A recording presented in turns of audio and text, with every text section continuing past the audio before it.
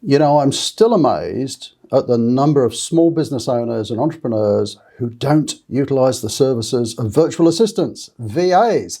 So this week, I'm going to dispel 6 VA myths coming right up. So this week we are talking about 6 myths to do with virtual assistants, VAs. And what are those? You know, I'm incredibly amazed at the number of small business owners, entrepreneurs who still don't utilize the services of virtual assistants. So let's go through some of the myths and maybe some of the reasons why people don't grasp this fantastic support. Okay, so number 1, they think it's expensive. Don't know why. How expensive is it? Look, it's going to vary around the world depending on the sort of VA. If you go through a VA company or if you have a home-based VA, if they're working in your own country or offshore. Most of the other business owners that I know tend to source virtual assistants from the Philippines or India. The Philippines seems to be the most popular, certainly for people here in Australia. Why that is, look, it fits well with our time zones. Their English is great. The culture is a great fit for us, so that tends to be a favourite place. So what do you pay for a virtual assistant in the Philippines? As I say, it varies, but probably think in terms of about $1,000 US a month for a full-time, 40-hour-a-week VA. Is that expensive? If you can't afford $1,000, did I say a week, a month? If you can't afford $1,000 a month for a virtual assistant as a small business owner, I'd say you don't have much of a small business. But hey, look, I'm not trying to be a smart aleck here. Think about the benefits of that. You've got a full-time staff member for $1,000 a month helping you out with all manner of tasks in the business. It's a tremendous value when you can unload so many of the sort of routine tasks. They can help you with tasks that you don't know how to do. I mean, I just think it's incredible value. So much so, I lose count of how many virtual assistants we've got in our business. I actually don't like the term virtual assistant. I don't know whether you've got a flavour of that on the channel. They're just team members who happen to be based in another country. I think we've got about 12 supporting my main business. But maybe on the next video I'll talk about how I've actually established all of that. It might be of interest to you. But myth number 1, they're expensive. No, they're not, particularly if you're sourcing virtual assistants from overseas. Number 2 myth. There are language difficulties. Well, look, I suppose if you speak Hindustani, it might be difficult to find a Hindustani VA. But, if you're speaking English, definitely, there are loads and loads of English VAs around. So the trick, of course, is to find a virtual assistant that is extremely competent in your language. If it's not their first language, it's going to be their second language. And again, that's, I think, why a lot of English-speaking business people like to source virtual assistants from the Philippines, because generally their English standards are excellent. And in fact, a lot of my team, excuse me, still trying to get over a bit of flu here, a lot of my team have worked in the Middle East, worked in the US, and so, they're very familiar with, let's call it Western culture and English and so on. So, language is not hard. You can get a really good match language-wise. Some people then say, look, it's really hard to communicate. How do you communicate with a virtual assistant? Well, I'll tell you what, I'll let you into a secret here. Let's look back on 2020. I don't know how large your business is. My business operates with about 50 people. We've all been working at home during 2020. Has it been difficult to communicate amongst ourselves, with our clients? Nope. We were fairly used to kind of working online anyway, so 2020 was easy for us. It was just an extension of what we were doing. So that's how easy it is to work with a virtual assistant. I'm talking to my team, to my personal assistant, 3 or 4 times a day, like she's in the next office. I think if she was actually based in the same building as me, I'm not sure we'd talk more, because we talk a lot on video Skype and on Teams and all kinds of stuff. So we're talking 3 or 4 times a day. We're messaging backwards and forwards, just like, we were working in the same office building almost. So yeah, communication's really easy once you get used to it.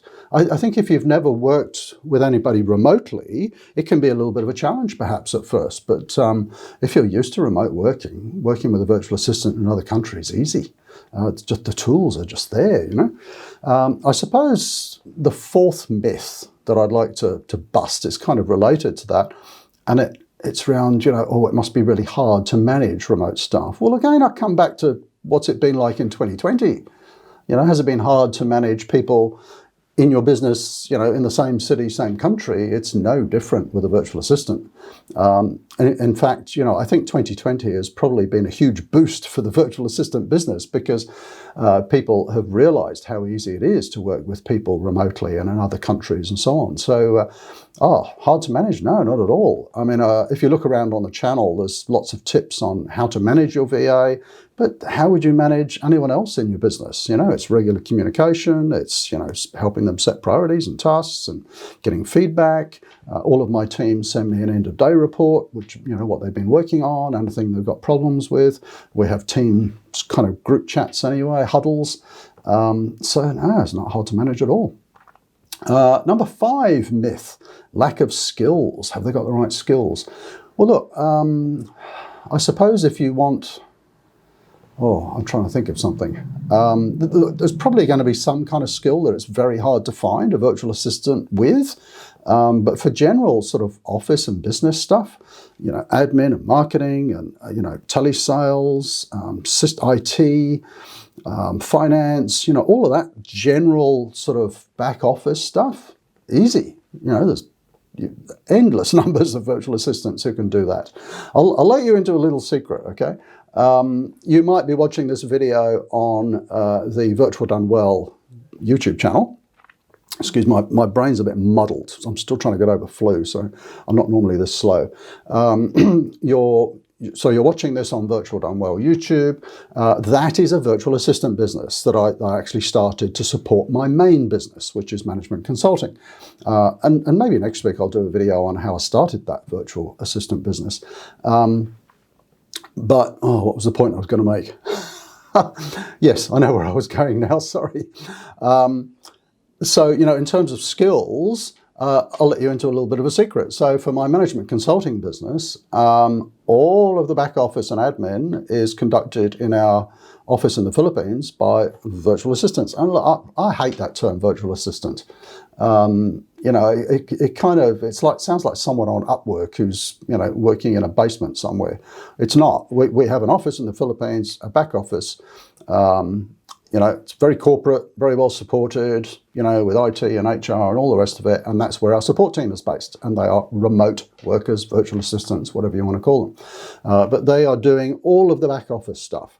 All of the finance and accounting, HR, IT, marketing, all of our personal assistants are based there. So really all I need in my home country is the customer-facing staff, the professional staff who are actually out dealing with clients.